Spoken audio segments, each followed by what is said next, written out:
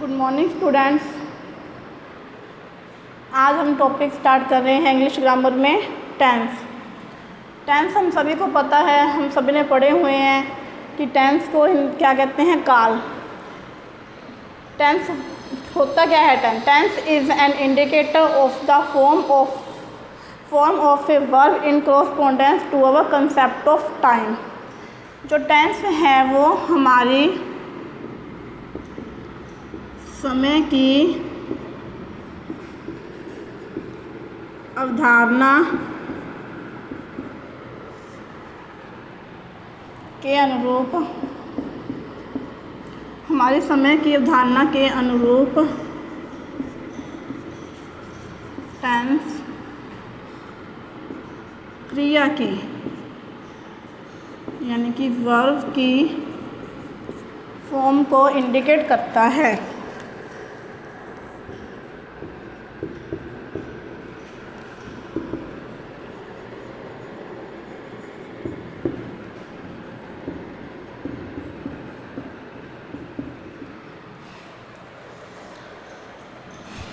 अब देखते हैं इसके types.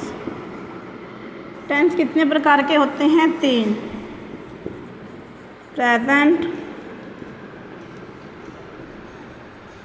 Past and future. Present मतलब वर्तमान, जो काम अभी वर्तमान में हो रहा है, जैसे अब हम क्लास लगा रहे हैं। पास्ट जो काम हो चुका है और फ्यूचर जो काम आगे होने वाला है। अब इन तीनों के भी अपने अलग अलग पार्ट्स होते हैं। प्रेजेंट इंडेफिनिट,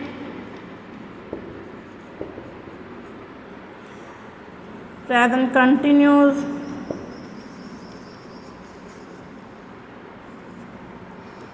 प्रेजेंट परफेक्ट,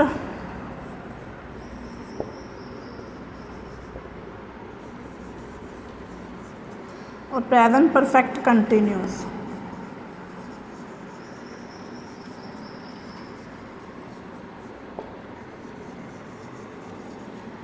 इसी तरह से पास्ट इंडेफिनिट,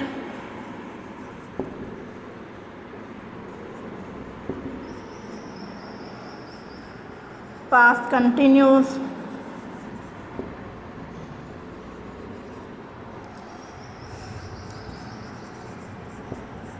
पास्ट परफेक्ट और past perfect continuous.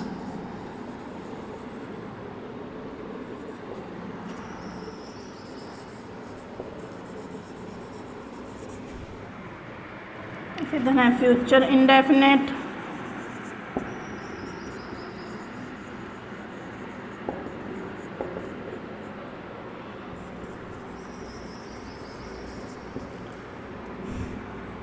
Future continuous,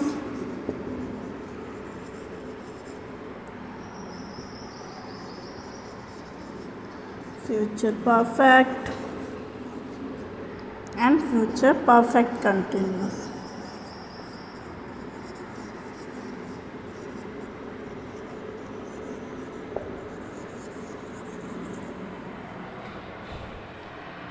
ठीक है, इस सबसे पहले हम इसकी देखेंगे स्ट्रक्चर।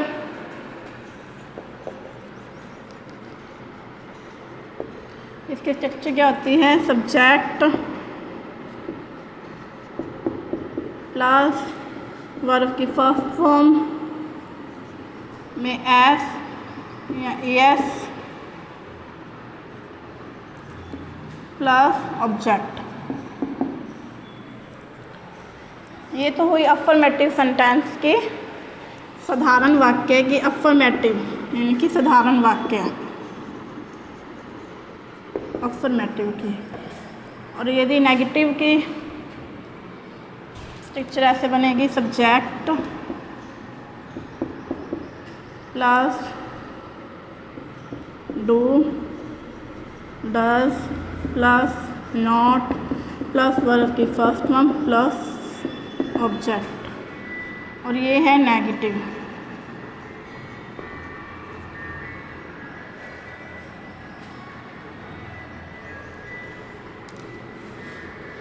और इंटेरोगेटिव की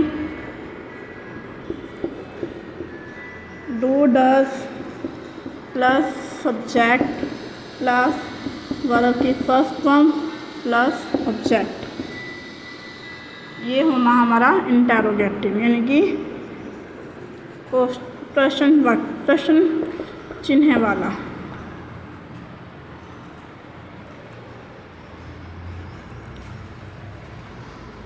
अब हम देखेंगे इसकी एडवर्ब्स। एडवर्ब्स क्या होती हैं, जिससे हमें कुछ ऐसे शब्द दिए होते हैं वाक्य में जिससे हमें टेंस की पहचान हो सके कि ये कौन सा टेंस है। Always, daily, never, always, daily, never, rarely, scarcely, habitually,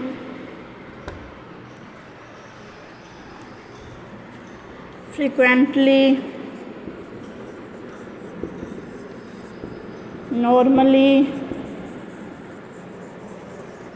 hardly, often,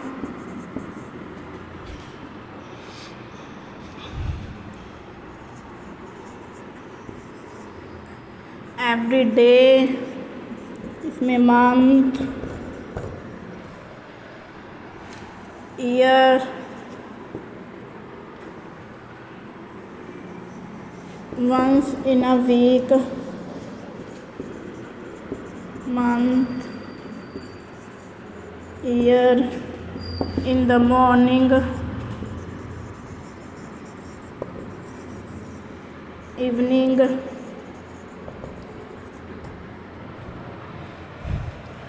on plus days, जैसे संडे, मंडे। तो ये कुछ एडवर्ब्स हैं जिससे हमें इस प्रेजेंट इंडेफिनिट टेंस की पहचान कर सकते हैं। अब हम इसके कुछ एग्जाम्पल देखेंगे। He always fill in the blanks come here, bracket में आपको वर्ब दी हुई है कम। तो ये देखेंगे कि इन वाक्यों को करने की correct form of the verb, जैसे एग्जाम में आपके पूछते हैं कि correct form of verb fill in the blanks में आपको वर्ब की सही फॉर्म भरनी होती है। तो उसके लिए 3 चीज़ों का ध्यान रखना। पहले है कि आप टेंस को पहचान लेंगे। टेंस यानी कि एडवर्ब, मतलब कि एडवर्ब को देखेंगे कि कौन से टेंस में है। दूसरा सेंटेंस, कि आपका सेंटेंस कैसा है, अफर्मेटिव है, इंटेरोगेटिव है या नेगेटिव है। तीसरा सब्जेक्ट, क्योंकि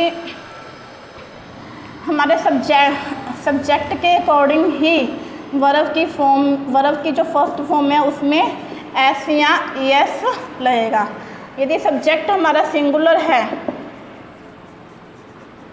तो वर्ब की फर्स्ट फॉर्म में क्या लगाएंगे, एस, और यदि प्लूरल है तो हम वर्ब की फर्स्ट फॉर्म लगाएंगे। इसी तरह से वर्ब यदि डू डज दिया हो तो सिंगुलर सब्जेक्ट के साथ लगेगा डज और प्लूरल के साथ लगेगा डू। ये बात ध्यान रखनी है। पहले ही ऑलवेज कम हेयर, तो ऑलवेज क्या है, प्रेजेंट इंडेफिनिट टेंस की एडवर्ब है। हमें पता चल गया कि ये प्रेजेंट इंडेफिनिट टेंस है तो इसमें वर्ब की क्या लगती है, फर्स्ट फॉर्म लगती है।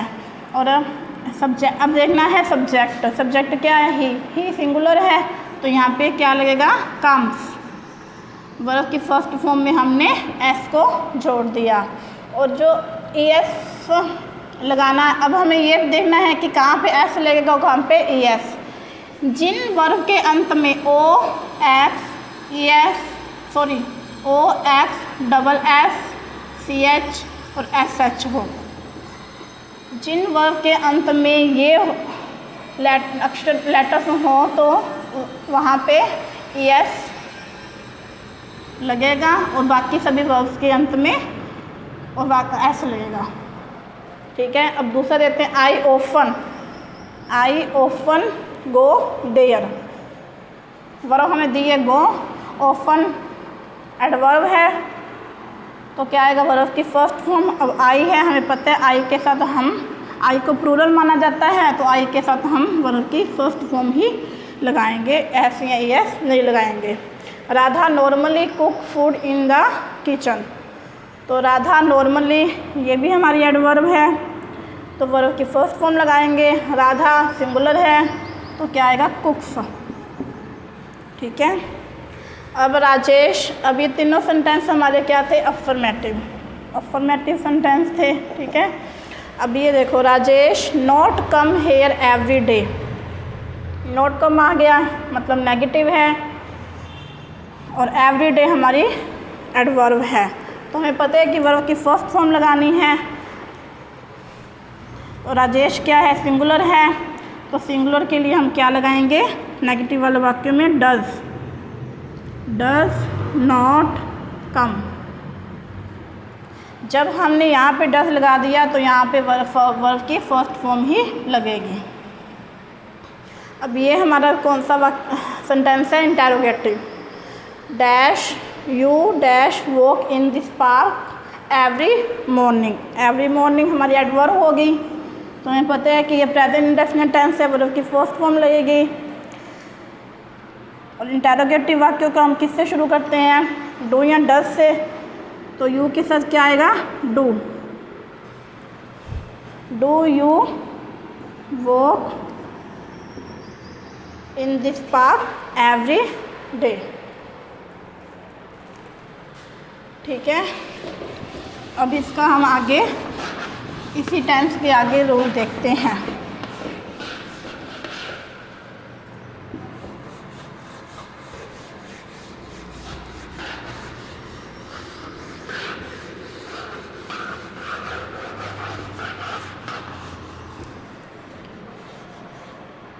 और कौन कौन से और किन सेंटेंसेस में हम प्रेजेंट इंडेफिनिट टेंस का यूज़ करते हैं।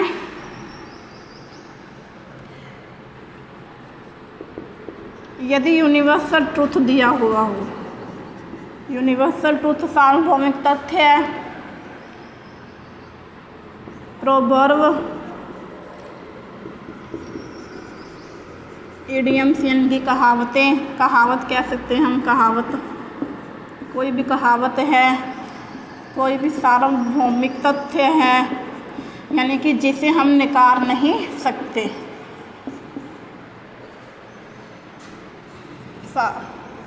और हैबिट को, यदि किसी की कोई हैबिट है कि वो कोई काम रोज़ करता है, तो उसके लिए हम प्रेजेंट इंडेफिनिट टेंस का यूज़ करते हैं। एग्जाम्पल देखेंगे इसके। The earth move around the sun, हमें पता है कि धरती सूर्य के चारों तरफ चक्कर लगाती है, ये एक यूनिवर्सल ट्रूथ है, तो इसके लिए हम क्या लगाते हैं, प्रेजेंट इंडेफिनिट टेंस। तो यहाँ पे क्या आएगा, मूव, क्योंकि अर्थ क्यों है, वह सिंगुलर है। The sun rise in the east, तो यहाँ पे क्या आ जाएगा, राइजेस, क्योंकि ये भी सिंगुलर है। टू और to make, for makes. I drink coffee every morning, तो आई के साथ क्या आएगा, drink. I drink coffee every morning, ये किसको शो कर रहा है, हैबिट को शो कर रहा है।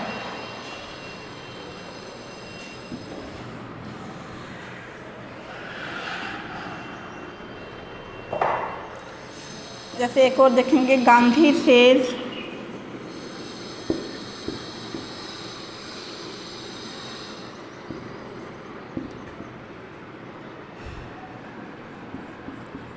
नॉन वायलेंस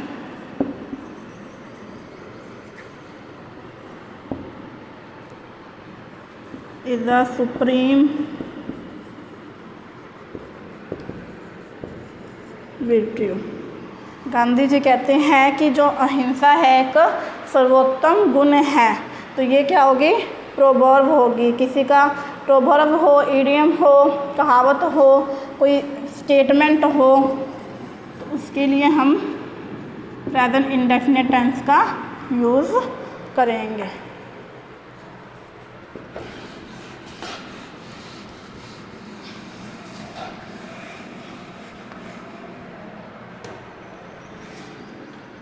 आगे हैं कंडीशनल सेंटेंसेस में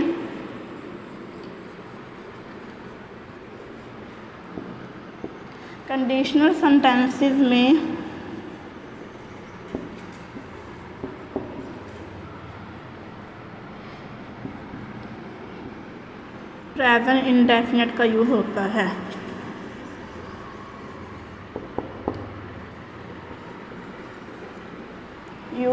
है। जैसे एग्जाम्पल देखेंगे इसका, if you work hard. Conditional sentences कौन से होते हैं जिसमें दो क्लोज होती हैं? इसमें दो क्लोज होती हैं, एक तो होती है मेन क्लोज और एक होती है इफ क्लोज। ये होती है विदाउट इफ।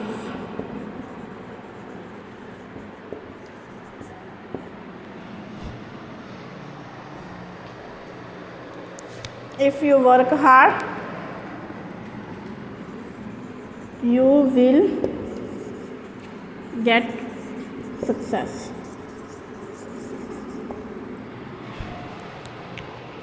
यदि कंडीशन क्या होगी? इफ़ यू वर्क हार्ड, यदि तुम मेहनत करोगे तो तुम्हें सफलता ज़रूर मिलेगी।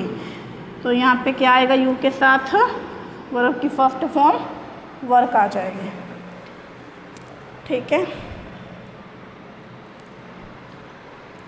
इसी तरह से टू एक्सप्रेस पोजेशन। पोजेशन क्या होता है? स्वामित्व, अधिकार। खुद का अधिकार या स्वामित्व को शो करने के लिए भी हम प्रेजेंट इंडेफिनिट टेंस का यूज़ करते हैं।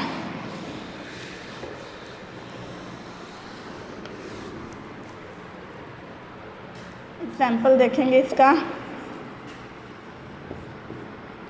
जैसे आई हैव ए कार। तो यहाँ पे हैव का यूज़ किस सेंस में हुआ है? पोजेशन को दिखाने के लिए, शो करने के लिए। हैज़ है वो जो हम परफेक्ट टेंस में यूज़ करते हैं वो नहीं, यहाँ पे हैव का यूज़ पोजेशन के सेंस में आया है, इसलिए यहाँ पे हमने हैव लगाया है। दिस कार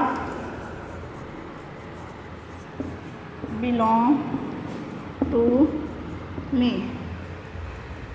दिस कार एक सिंगुलर है तो यहाँ हम क्या लगाएंगे? बिलोंग्स। ये कार मेरी है। ही own ए बिग बंगलो। तो इसमें क्या आ जाएगा? ही सिंगुलर है तो यहाँ पे आ जाएगा आउंस। तो ये हमारा प्रेजेंट इंडेफिनिट टेंस कंप्लीट होता है।